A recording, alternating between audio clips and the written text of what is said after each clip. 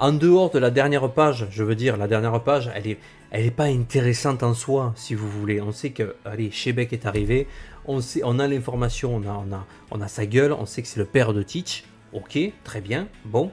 Mais il ne faut surtout pas mettre de côté tout le reste du chapitre dans lequel eh bien, on va nous brosser le portrait de deux enfants qui ont été élevés de façon différente.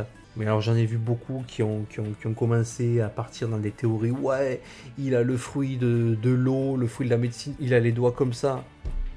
Alors non, déjà non, il a pas les doigts comme ça, il a les doigts comme ça. Voilà. Et pourquoi il dit ça? Parce qu'il fallait lire la bulle juste à côté dans laquelle il disait j'ai deux questions. Bande de trous de balles.